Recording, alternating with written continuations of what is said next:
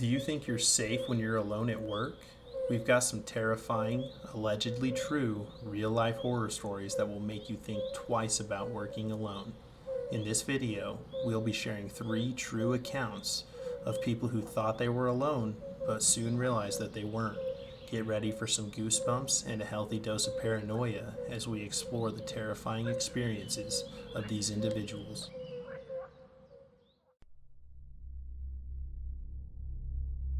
I worked as a McDonald's employee over the summer of my junior year of high school.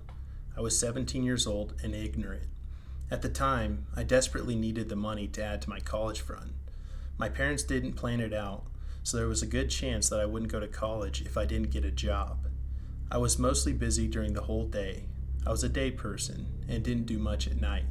During the day, I was either hanging out with friends, working out, studying, or practicing for coding competitions to add to my portfolio.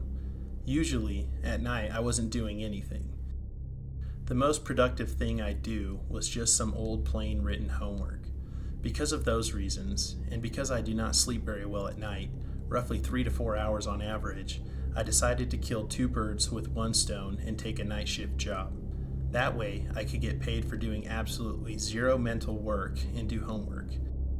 I applied at a lot of places, but I've always been a big fan of fast food, so fast food jobs were on top of my priority list. So when I got a job at McDonald's, it was perfect.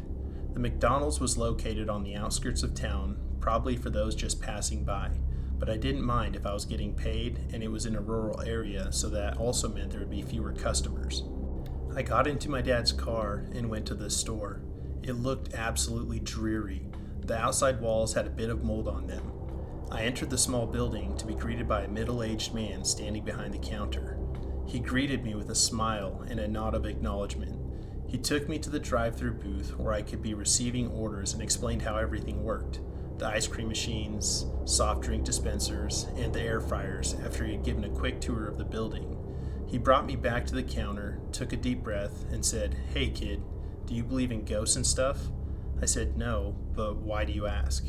He replied, "I know I'm going to sound absolutely insane for this, but you'll have to follow some rules while working here." Now, I know all of them sound unbelievable, but trust me, they are as real as it gets. They could even cost you your life. I looked at him puzzled. "What are the rules? And has anyone been hurt or something?" I said.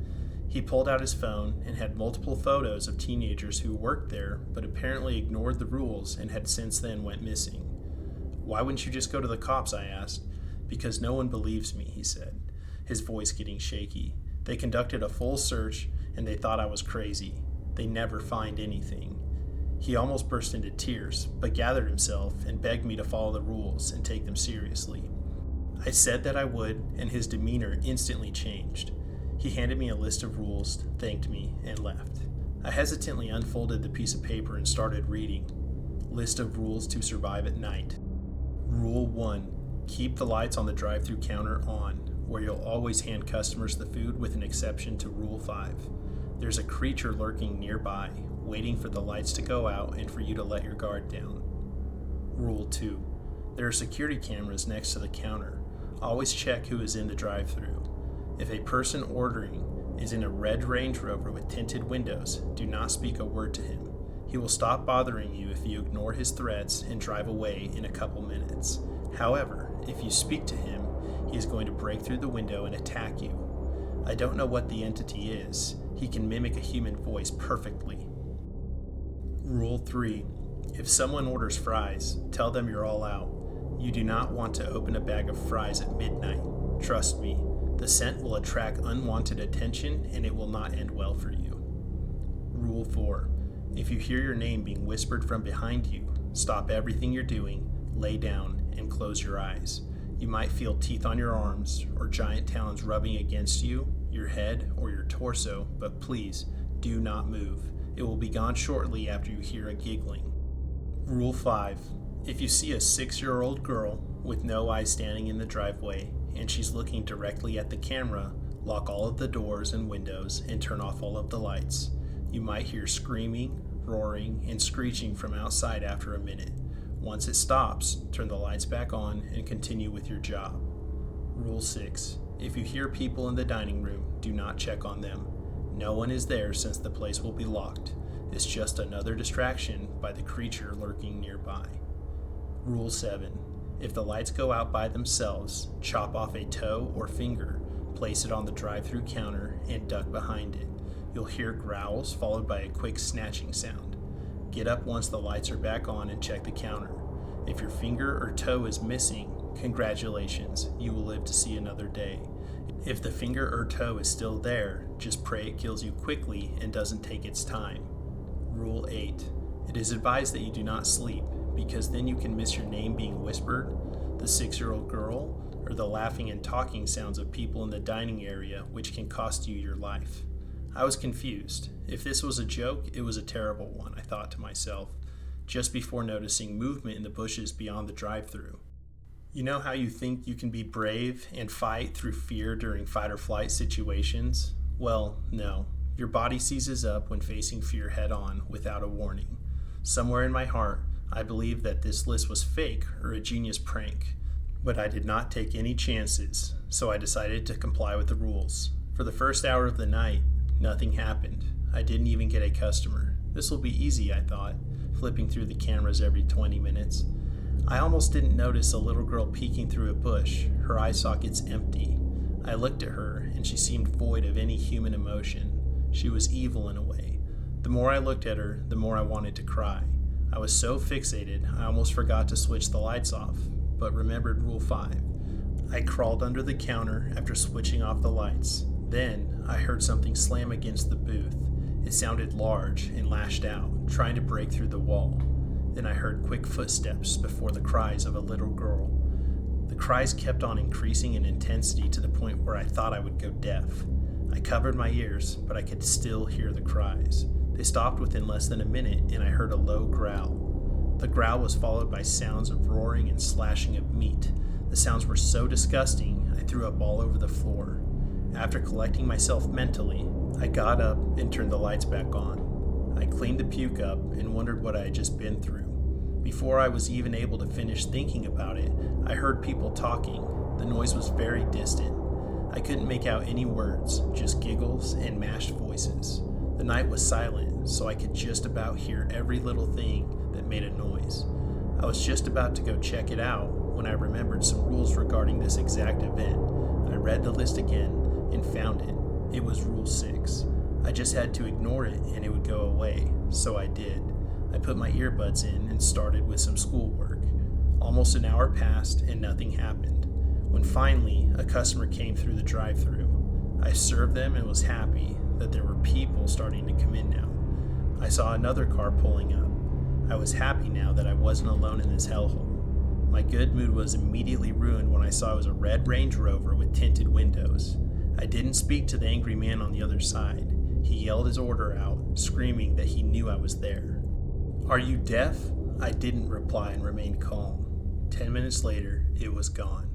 My shift is over now, and I'm sitting here writing this, contemplating if this job is worth $200 a day. I wanted to quit, but the guy begged me not to and said he would double my pay since I followed the rules. But I don't want to risk my life again.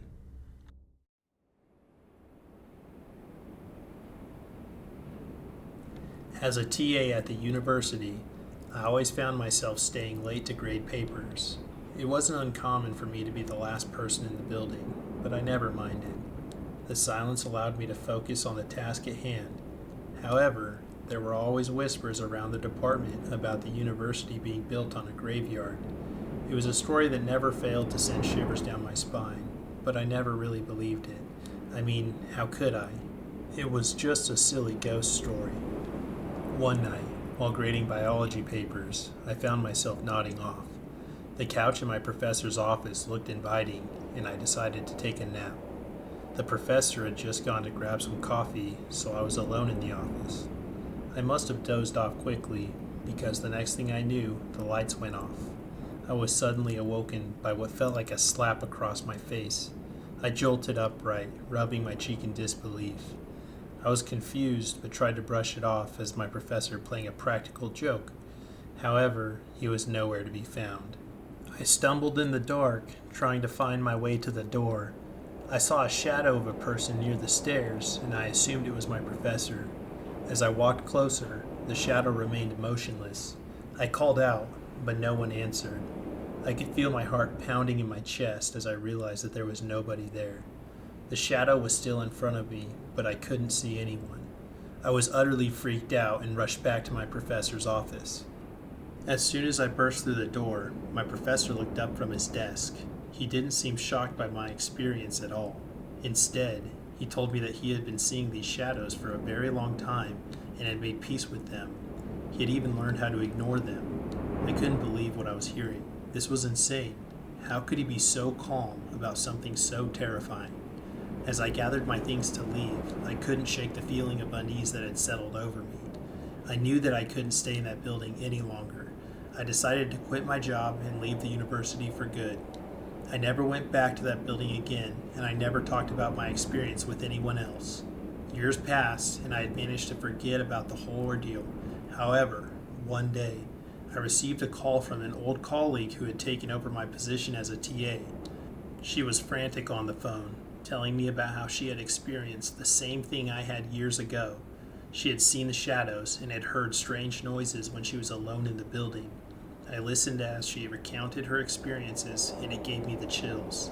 As she spoke, memories of my own experience flooded back, and I realized that the university had been built on a graveyard after all. It was a fact that the department had kept hidden for years. I shuddered at the thought of what lay beneath the building and what it could mean for those who dared to stay late. From that day on, I never looked back. I knew that the university would always be a place of terror and fear for me, and I vowed never to step foot inside again. The memory of the shadows and the terrifying experience I had will haunt me, and I will never forget the fear that consumed me that night.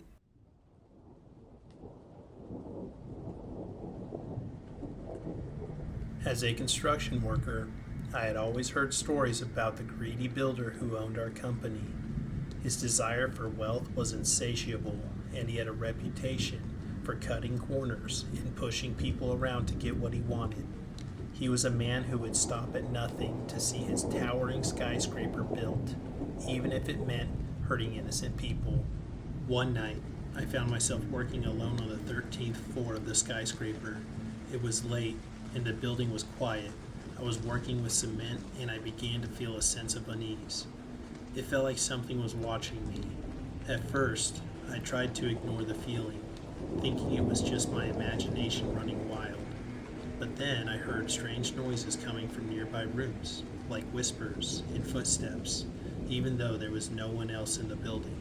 The hairs on the back of my neck stood up, and I started to feel an overwhelming sense of dread. I tried to leave the room, but the door wouldn't budge. I pushed and pulled with all my might, but it was like something was holding it shut. That's when I realized that I was trapped. I looked around the room for another way out, but the windows were too high up, and there was no other door. I was completely alone, with only the strange noises and my own thoughts for company. That's when I saw them, the ghostly apparitions of the family that had been killed by the builder. They appeared out of nowhere, and their faces twisted in pain and anger. They didn't speak, but I could feel their hatred and malice emanating from them. I was paralyzed with fear, unable to move or speak. I wanted to run, to get away from those vengeful spirits, but I couldn't move my feet.